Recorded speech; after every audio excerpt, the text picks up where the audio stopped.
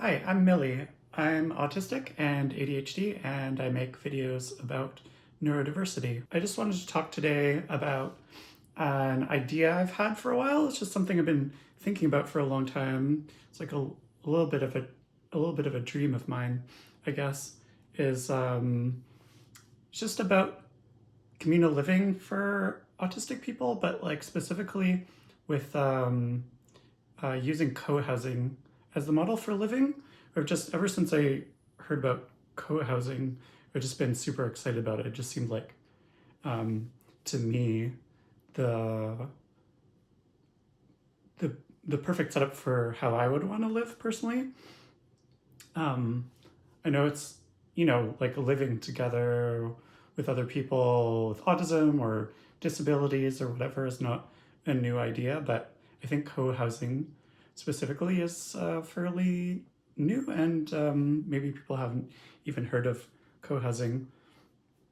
So I think a lot of people can relate to this, especially in the last couple of years of just, you know, I don't know, this like loneliness and lack of community. I like living with roommates, but sometimes it's like it's a lot to manage. Like I've been really lucky with roommates, but I always want that situation where I can have somebody that we don't have to be super close, but I still want to be able to like hide in my room most of the time and just work on my own projects because I'm just happy working on my own stuff.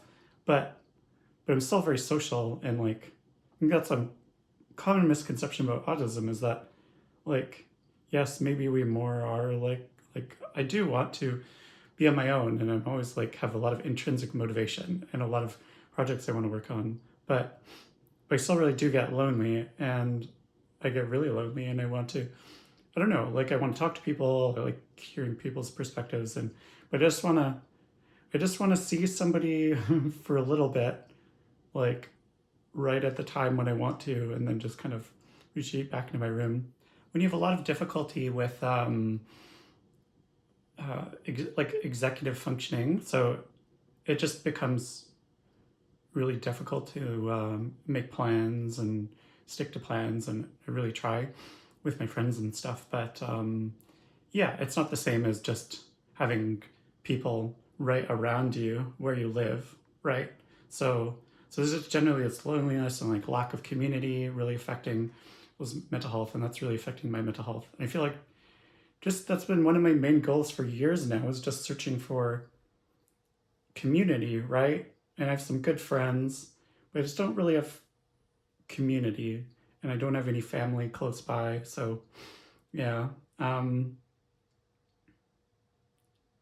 it's especially the lack of community. It's especially a difficult problem for like the lack of community is especially difficult as an autistic person because I can't just move somewhere where it's largely autistic or neurodivergent people. Yeah, there's not anywhere like that for autism. We're always just like a percentage of the population.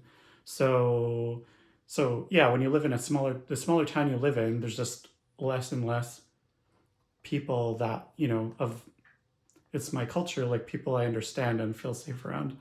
So that's tough. And then there's just a general lack of support, especially for adults. Like I'm mostly talking about autistic adults that get diagnosed low to medium support and don't need, round the clock, like higher support.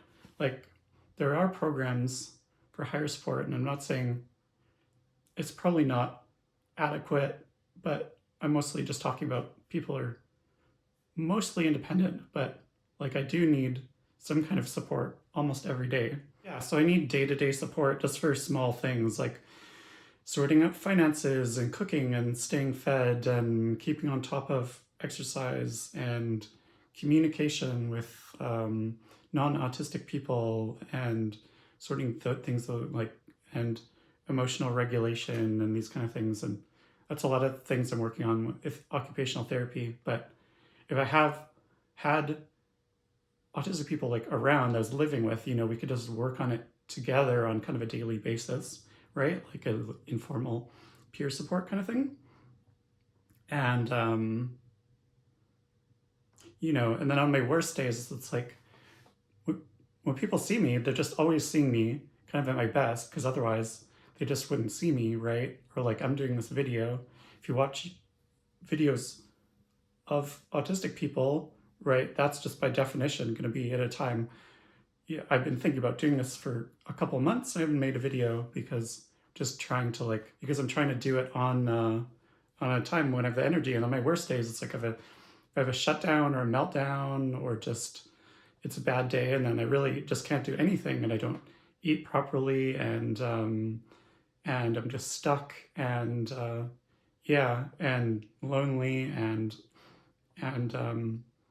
yeah. So it's like really on those worst days, especially, that I wish I had people around, because it's hard even on those days when I can't even really think straight or make a decision about anything to even ask for help, right?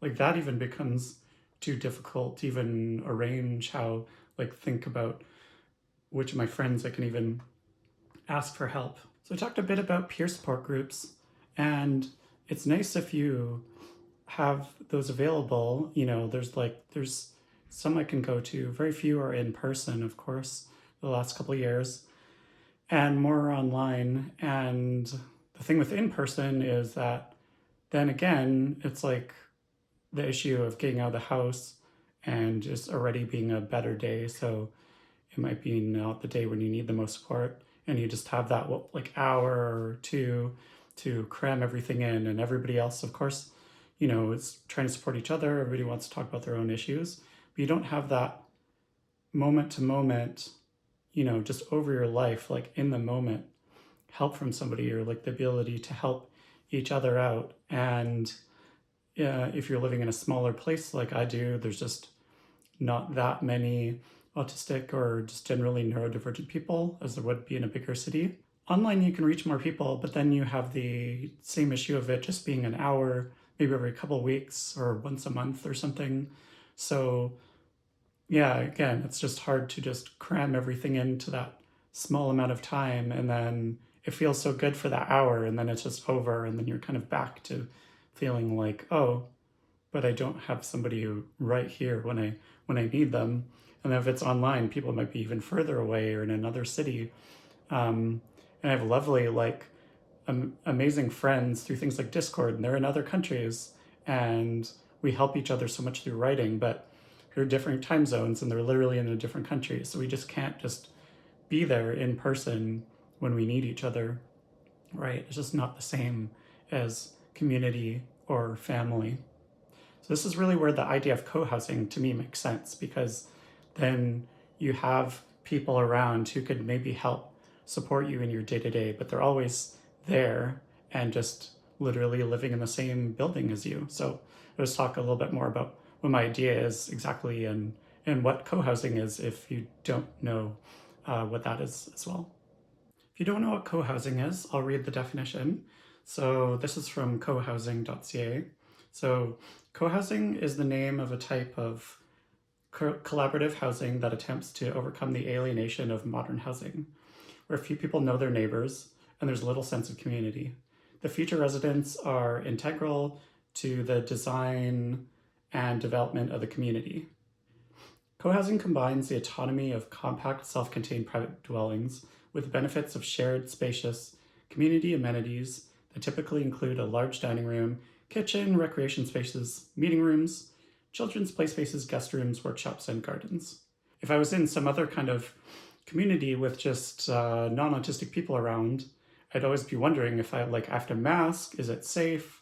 Are they gonna understand? Because we really are discriminated against, and there's, people make these quick judgments about autistic people in a negative way. So you have to overcome that barrier to start. So it's nice to have people that just get you from the start right around. It's I think that's kind of what everybody wants, right? So in co-housing, it's you each get you still get your own apartment. It would be a small suite. I think usually a little kitchenette or something. The idea is there's bigger living rooms and cooking facilities, and then those are shared, right? So each person could go and just hide away in their suite as much as possible, but just we'd all get to know each other, and because you're literally sharing space when you're cooking. And I think I have a lot of issues around food and cooking.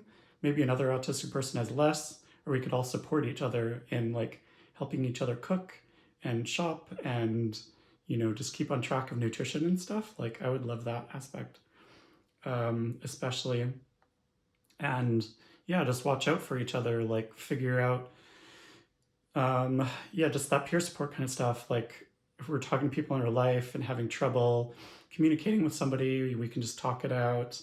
Um, help somebody if they're really just going through an autistic burnout, and or if they're, like I said, they're having one of those worst days. Like, check up on people, be able to give them space, but just, I think for everybody, even if you need like what I need, like usually if I have a shutdown or a meltdown, it's like I really need some space, but I want to know that if I can't figure out food or just anything or how to do the rest of the day or how to get to an appointment or something, that there's just people around who care and who are right outside my door. So like that would be so that would be so amazing.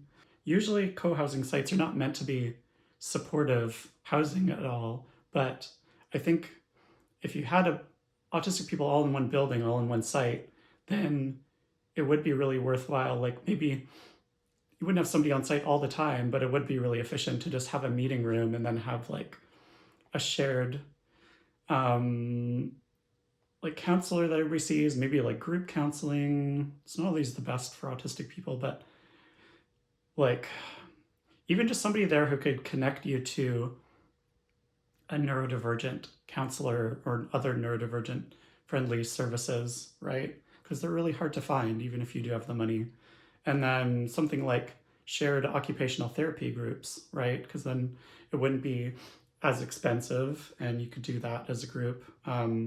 Something like having a nutritionist, that would really help me with my food and eating issues. And yeah, and just like having little courses about, I don't know, job skills, learning financial things, how to apply for disability funding and programs, and that kind of thing. And yeah, so that's kind of my dream. That's where I want to live. Like, if anybody knows about projects like this, like, please let me know. You can write in the comments. If you know me, send me a message. So yeah, that's just a dream of mine, somewhere I'd want to live and feel safe. I've just gone my whole life feeling unsafe all the time. So I was just looking for that feeling of safety and community if possible. And it's a project I would just, if I could, I would like, if there's a project I can just help out and create, then I would like to put my energy towards that as well. Thanks for taking some time out of your life to listen to me and learn a bit about autism and neurodiversity. If you're able to support me financially at all, I have a link to my coffee donation page where you can make a small donation. Anything helps, but if even just watching this, I really appreciate that. That helps as well. And if you want to ask me a question about myself or anything related to autism or neurodiversity, I'll answer it to the best of my ability in a future video. And there's a link to a forum where you can write me a question in the description below. And again, yeah, thank you for watching.